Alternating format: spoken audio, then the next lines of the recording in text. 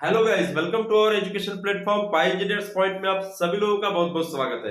Last video में आप लोगों ने देखा था कि आपका स्लोप और डिफ्लेक्शन कैसे फाइंड आउट करते हैं, किसके लिए, कैंटिलीवर बीम के लिए, जब आपका यूडीएल काम कर रहा हो, ये है ना, यूनिफॉर्मली डिस्ट्रीब्यूटेड लोड आपके बीम के ऊपर काम कर रहा हो, लगा हो, तब आप कैसे स्लोप एंड डिफ्लेक्शन डिटरमाइन करेंगे by help of moment area method. चलिए अब हम ले रहे हैं simply supported beam. Here see here simple आपका सिंपली सपोर्टेड बीम है। देखिए दोनों एंड पे क्या है, सपोर्ट्स लगे हुए हैं और सेंटर पे लोड लगा हुआ है। तो ए बी बीम है और सेंटर सी के ऊपर आपका लोड लगा हुआ है पी, और स्पान जो है आपकी बीम का कितना बेटा एल। तो देखिएगा मोमेंट आपका फ्री एंड पे मोमेंट क्या होता है, सिंपली सपोर्टेड बीम के केस में फ्री एंड पे जो मोमेंट होता है वो जीरो होता है। तो moment bending moment at A zero, bending moment at B zero. तो इस एंड पे भी इस एंड पे भी जीरो हो जाएगा। और सेंटर में जो मूवमेंट होता है वो कितना होता है, PL/4। ये फार्मूला ही होता है मैकेनिक्स से, यदि आपने पढ़ा हो तो आप लोगों को समझ में आ गया होगा कि PL/4 कैसे निकलता है। देखिए यहां से आगे का मूव, देखिए आधा लोड यहाँ जाएगा, आधा लोड यहाँ जाएगा। हम जहां पे भी मूवमेंट निकालना चाहते हैं, सी पे निकालना चाहते हैं, तो लोड इनटू डिस्टेंस है, इधर से लोड इनटू डिस्टेंस। तो यहाँ पे P/2, यहाँ पे P/2 लोड जाएगा और यहाँ से आगे की डिस्टेंस कितनी है L। तो P/2 इंटू L/2 कितना हो जाएगा, PL/4 हो जाएगा। बात समझ में आ गई? आई होप कि आप लोगों को समझ में आया होगा। यहाँ पे रिएक्शन क्या होगा, P/2, यहाँ पे भी रिएक्शन क्या होगा, P/2।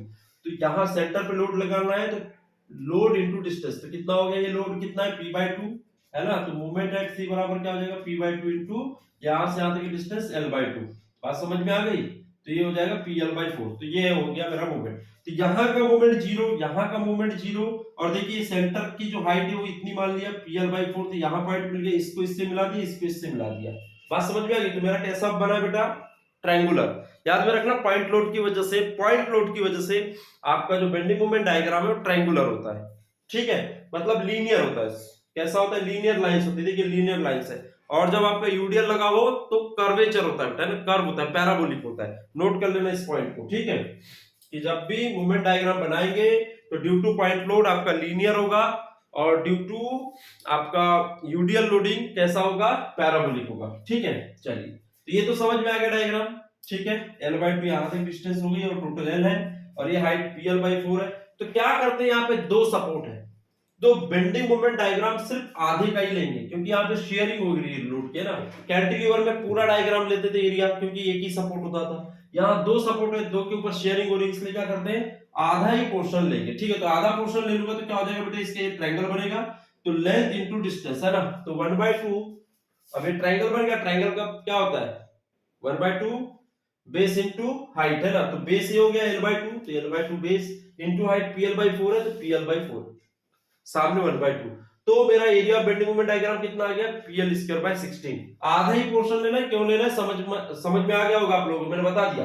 तो area of bending moment diagram, bending moment diagram upon EI कर देंगे, है ना। तो क्या निकल के आ जाएगा मेरा, स्लोप। तो स्लोप कि इसमें फार्मूला रख दी, इसी वैल्यू को रख दी, PL²/EI 16, और इनटू में EI है तो EI। तो ये मेरा स्लोप निकल के आ गया। किस पॉइंट पे, किस पॉइंट पे स्लोप निकल के आया, ए पॉइंट पे, है ना। यहाँ पे थीटा ए और यहाँ पे क्या होगा, थीटा बी। तो थीटा ए और थीटा बी की वैल्यू सेम होगी, क्योंकि सेंटर पे लोड लगा है, सिमेट्रिक है ना।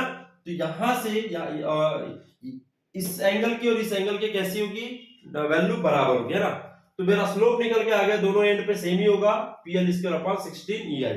अब क्या है, x बार निकालना है मुझे, सेंटर ऑफ ग्रेविटी। तो इसका, इस ट्रायंगल का, देखिए इस ट्रायंगल का, इस ट्रायंगल का बोलो चाहे इसका बोलो, ठीक है, इसका सेंटर इधर होगा और इसका सेंटर यही होगा।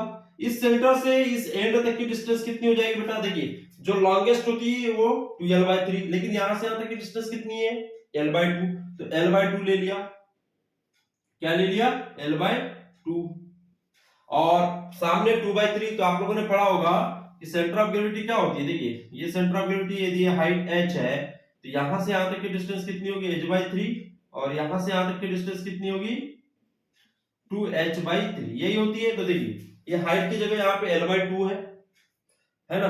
तो यहां से यहां तक की कितनी हो जाएगी, 2/3 इंटू L/2। यहाँ L/2 है ना, ये पूरी L नहीं लेना, इतना ही लेना है, L/2। आई होप कि आप लोगों को समझ में आ गया होगा। ठीक है, तो x बार बराबर क्या हो जाएगा, देखिए L/2 है और ये 2/3, 2 से 2 कट जाएगा तो L/3 आ जाएगा। फार्मूला लगा देंगे, y बराबर क्या, area bending moment diagram upon EI into x बार। फार्मूला लगा देंगे तो क्या आ जाएगा, PL² upon 16 EI into L/3। ठीक है, मल्टीप्लाई कर दिए x बार का, तो मेरी जो वैल्यू मिल गई वो क्या मिल गई, PL³/48 EI आ जाएगा। देखिए 16 3 48 EI हो जाएगा।